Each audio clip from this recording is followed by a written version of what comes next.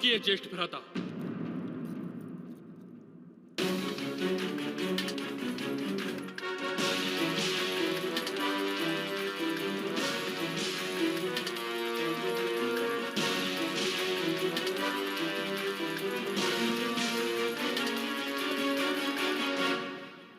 महामंत्री विदुर, इस प्रकार अपशकुन करवाने का कारण? कारण ये राजमाता कि मैंने अभी अभी शपथ ग्रहण की है कि हस्तिनापुर के महामंत्री के रूप में मैं विदुर सत्य, धर्म, हस्तिनापुर के सिंहासन का हित और प्रजा का सुख, इन 4 बातों का विचार कभी त्याग नहीं करूंगा।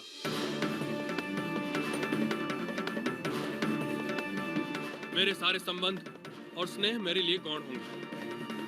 अतएव राजमाता, इस अधर्म को रुकवाना मेरे लिए अनिवार्य है।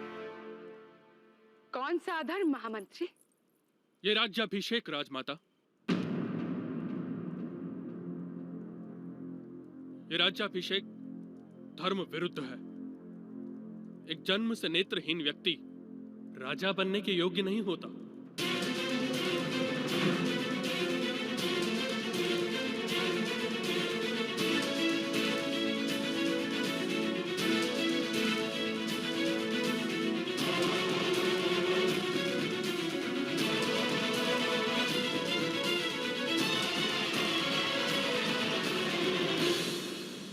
जन्म से नेत्रहीन व्यक्ति राजा बनने के योग्य नहीं होता।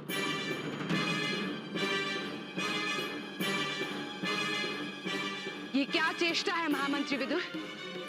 क्या पाखंड है ये? ना चेष्टा है, ना ही कोई पाखंड राजमाता। ये तो शास्त्रों का विधान है। एक जन्म से नेत्रहीन व्यक्ति राजा बनने के योग्य नहीं होता।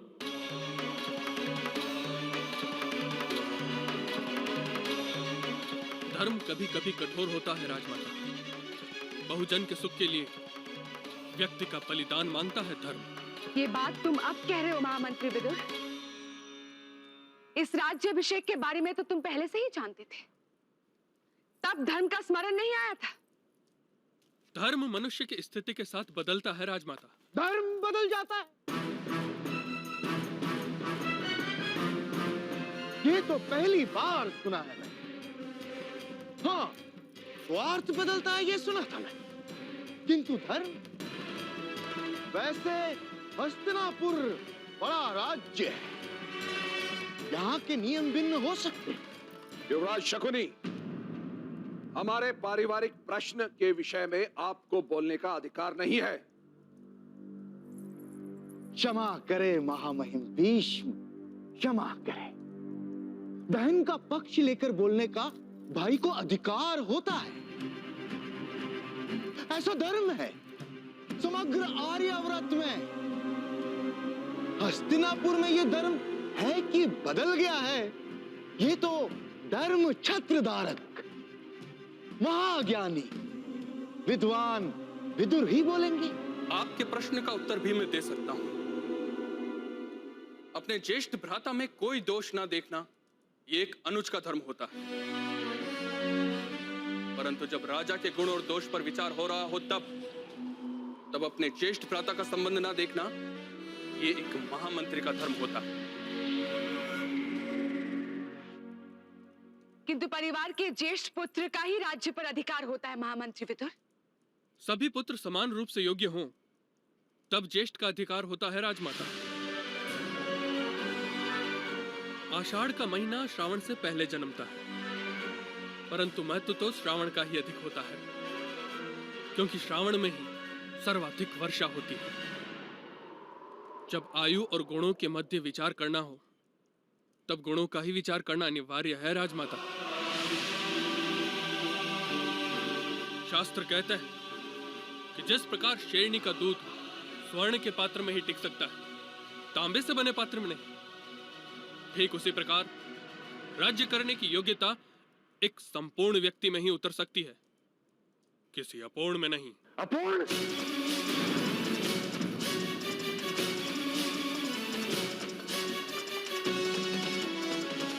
अपूर्ण?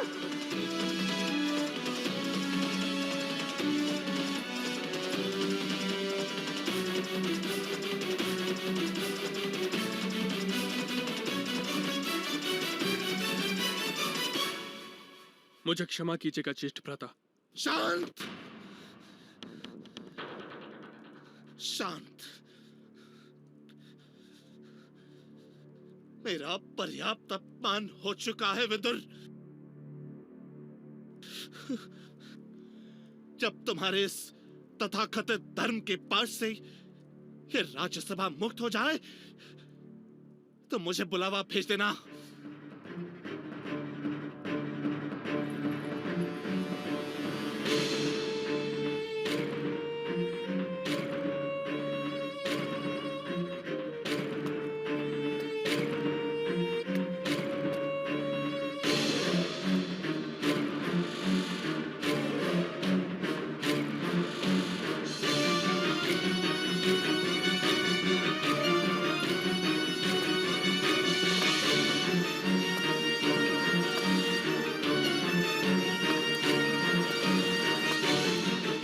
ज्येष्ठ भ्राता, रुकिए।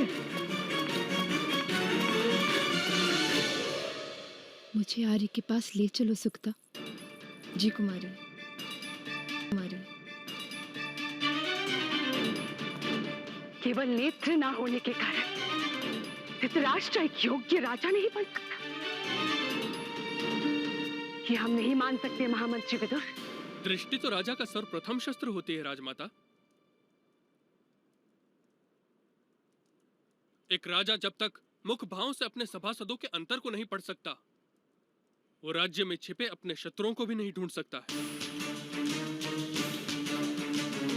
राजा मृगया के लिए निकलता है तो अपनी प्रजा की स्थिति को अपनी आंखों से निहारता है, उनके सुख दुख स्वयं निहारता है। जब कोई रोता हुआ न्याय मांगने आता है तो उसके रोने की ध्वनि सुनने के साथ साथ उसकी पीड़ा को देखना भी होता है राजमाता। एक नेत्रहीन व्यक्ति ये सब कैसे कर पाएगा? इन्हीं सब कार्यों के लिए महामंत्री, सेनापति, मंत्रिमंडल ये सब होते हैं महामंत्री विदुर। क्षमा कीजिए राजमाता। महामंत्री, मंत्रिमंडल, सेनापति आदि सब राजा के अनुचर होते हैं। राजा के पीछे चलना इनका कर्तव्य होता है। जिस देश का राजा अशक्त होता है उस देश में मंत्रिमंडल, प्रजा आदि उद्दंड हो जाते हैं।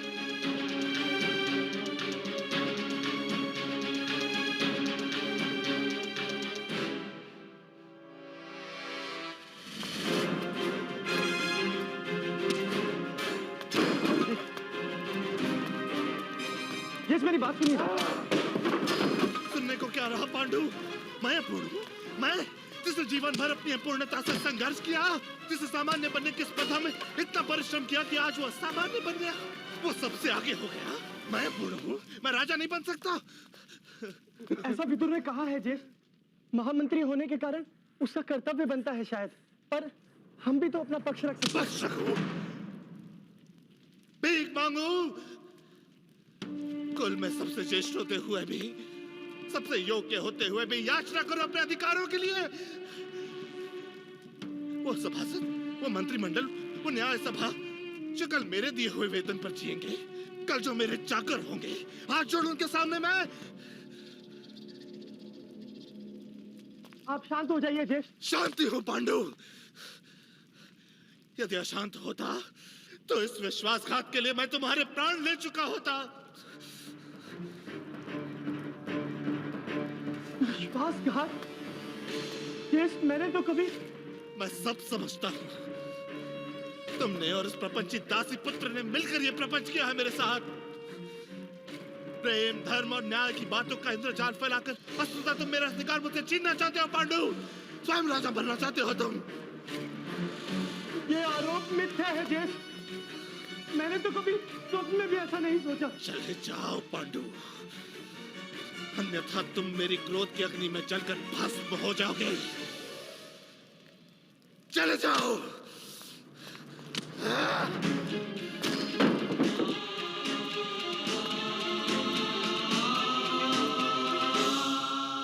महामंत्री, मंत्रिमंडल, सेनापति आदि सब राजा के अनुचर होते हैं। राजा के पीछे चलना इनका कर्तव्य होता है। जिस देश का राजा अशक्त होता है, उस देश में मंत्रिमंडल, प्रजा आदि उद्दंड हो जाते हैं।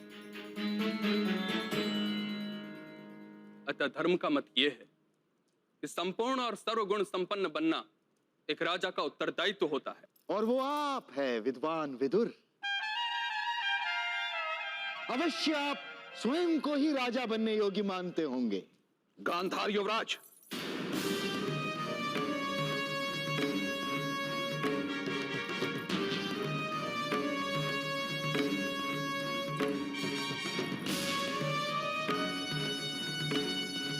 युवराज शकुनी के बाद का उत्तर दो महामंत्री विदुर।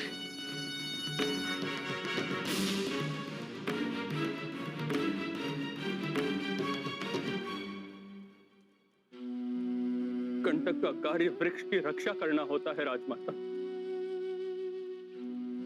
स्वयं पुष्प का स्थान लेने की ना तो उसमें इच्छा होती है, ना ही शक्ति। मैं भी इस राष्ट्र वृक्ष का ऐसा ही एक कंटक हूं।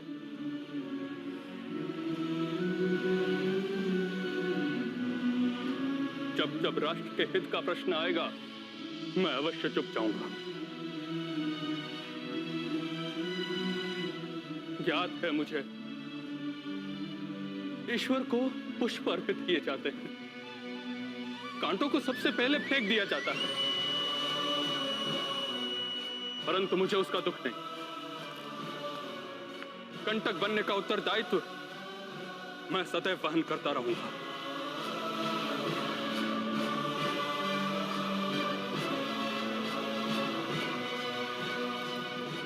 राजमाता, हस्तिनापुर के राज सिंहासन के प्रति विदुर की श्रद्धा और समर्पण पर मुझे कोई संदेह नहीं है।